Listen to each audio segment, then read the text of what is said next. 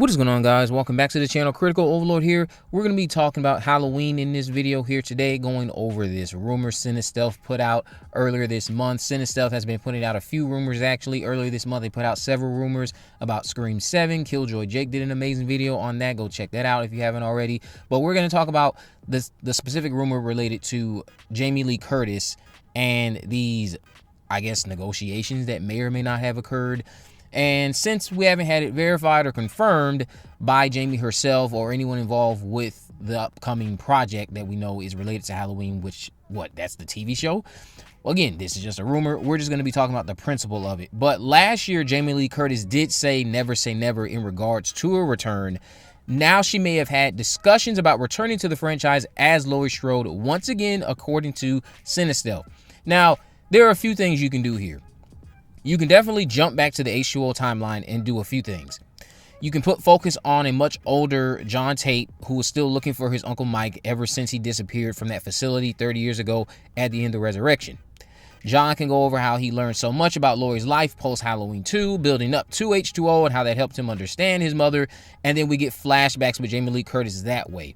Or you ignore Resurrection, try to rationalize the ending of H2O some other way, and Michael is still alive in a more digestible fashion as opposed to swapping clothes with a paramedic. My go-to would be Laurie never took the van. Like we saw at the end of H2O, it was all in her head, and ultimately what happened was Michael still escaped after causing the van to crash, similar to Halloween 4's opening. So you could do something like that where Laurie is still alive. I will stress that these aren't necessarily the best routes to take, just viable options for a franchise that has splintered itself from what I would say be beyond repair.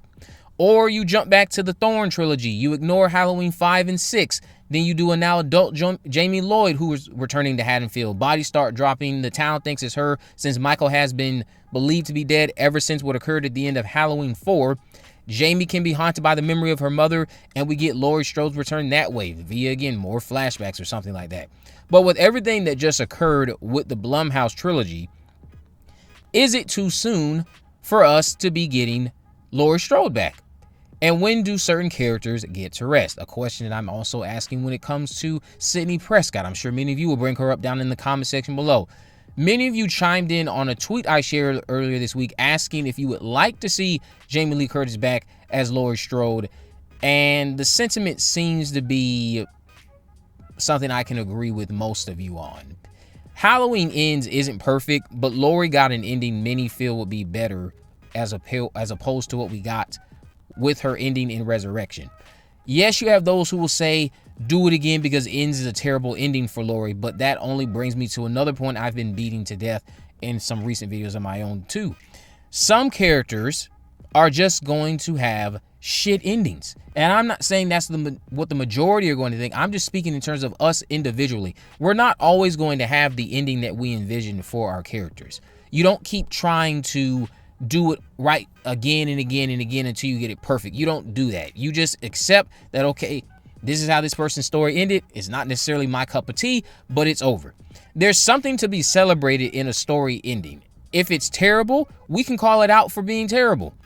But like I just stated, don't try to right the wrongs of the past over and over and over and over again. It will become a vicious cycle. I remember when the common thing I'd see from this bubble of Halloween fans before legacy sequels became even more popular, the common thing would be, give us Halloween 9, meaning a sequel to Resurrection, meaning we understood and accepted a poor writing decision was made about the character of Laurie Strode at the start of Resurrection, but you guys made that bed, and now we were prepared for you to lay in it and try to progress forward in a more digestible and compelling way. Just move forward. She's dead.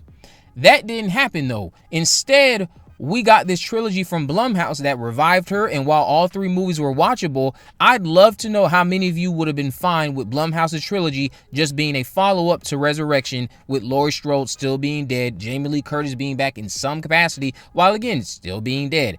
I love Jamie Lee Curtis to death, but I'm good on this particular character fighting Michael Myers for the upteenth time.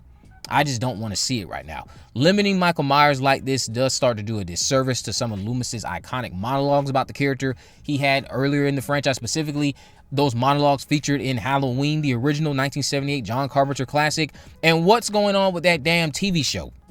Absolute crickets at the moment. The Halloween portal is useless. If you even know what the Halloween portal is, some of you probably don't even know what that website is, but the Halloween portal, which is supposed to be like this one-stop shop for all things on the latest news regarding the franchise, nothing substantial is coming from that website. I imagine we'll get something sooner rather than later whenever this TV show starts coming to fruition. But in regards to Jamie Lee Curtis coming back once again as Laurie Strode, I say no. I say it's too soon. I'm not saying that if you were to do it, it can't be great, because it still always can be great. I'm just saying the idea is not something I'm necessarily open to right now, because we just got 3 movies with her not even 10 years ago.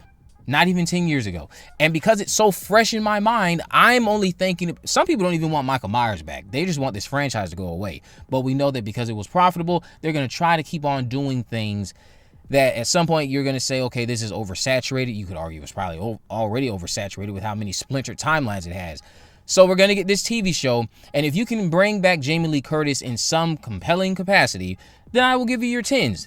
But I'm just saying, the idea of it is not something I would toy with. I would not try to come up with something compelling. I would not try to come up with something terrible. I would just leave it alone. I would try to tell stories about Michael Myers facing off against new protagonists, give us new characters to root for, give us new characters to get behind, give us a new setting maybe. Don't take him completely out of Haddonfield, and that's not really what I'm getting at. I'm talking about maybe do a story inside of Smith's Grove Sanitarium or something else besides just the streets of Haddonfield, the Myers house. That stuff does get tired. I would love to see something in Smith's Grove Sanitarium where Michael is just stalking a group of people who might have come to see his execution. That didn't go well, and that could be what the TV series is. 8 episodes of them in this asylum. How that would work on screen, that's up to them to figure out. I would love to see something like that. But Jamie Lee Curtis, Laurie Strode battling Michael Myers for the upteenth time, while again, there's somebody out there who could do it correctly and do it well, and I'd have to give you your 10s. The idea of it is just not attractive right now, and I think so many fans, me included, are just tired of it right now.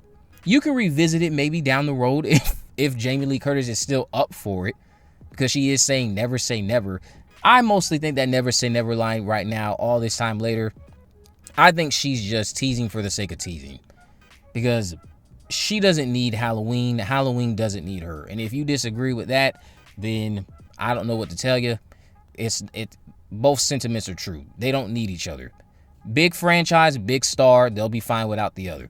Let me know what you guys think about this down in the comment section below. If you haven't already, of course, make sure you subscribe, turn on post notifications, your name is a video. In the description, I have links to all my social media accounts. I am on Facebook, Twitter, and Instagram. You can message me there, of course. Let me know if there's any movies, news, or reviews you'd like me to cover in the future.